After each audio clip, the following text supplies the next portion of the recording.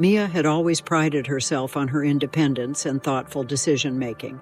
A software engineer with a promising career at a respected tech firm, she approached life's challenges with careful consideration, meticulously weighing the pros and cons of each choice.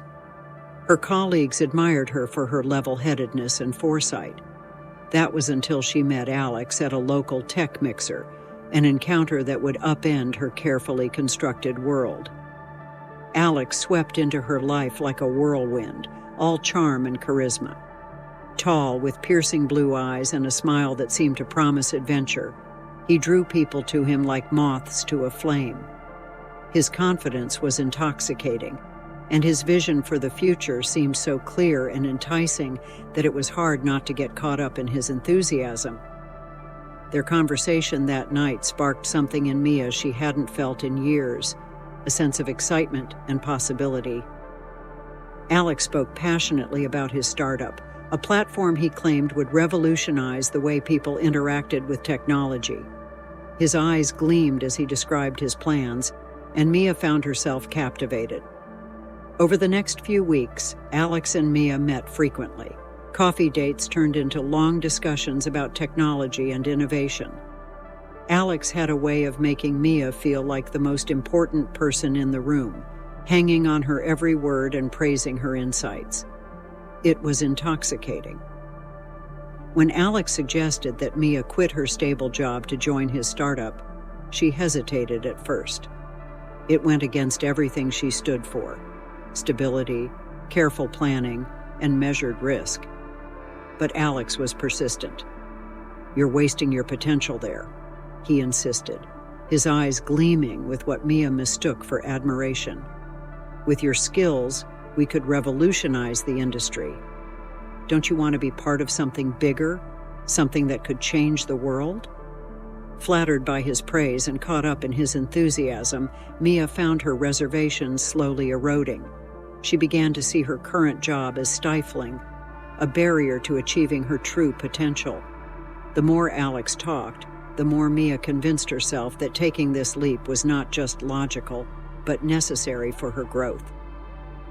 Against the advice of her family and close friends, Mia made a decision that went against her usual cautious nature. She resigned from her job, investing not only her time but also a significant portion of her savings into Alex's venture. For a while, it seemed like a dream.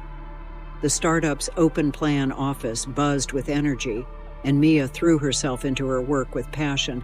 Alex's praise was constant, and the excitement of building something new was exhilarating. Mia felt alive in a way she hadn't in years, convinced she had made the right choice. But slowly, almost imperceptibly at first, cracks began to appear in the glossy veneer of their venture. Alex, once so attentive to Mia's ideas, began to dismiss her concerns about the company's direction. In meetings with investors, he took credit for Mia's innovations, presenting them as his own strokes of genius. When Mia tried to address these issues privately, Alex had a way of turning the conversation around, making her doubt her own perceptions.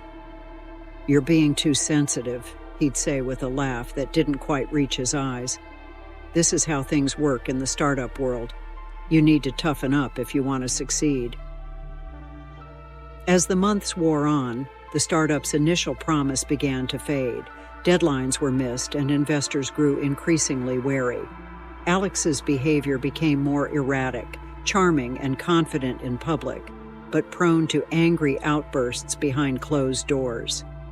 When things went wrong, it was always someone else's fault, often Mia's.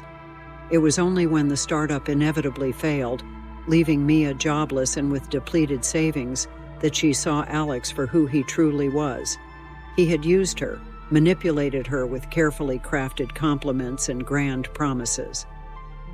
As she stood in the wreckage of her career and finances, Mia realized the high cost of allowing someone else's narcissism to override her own judgment.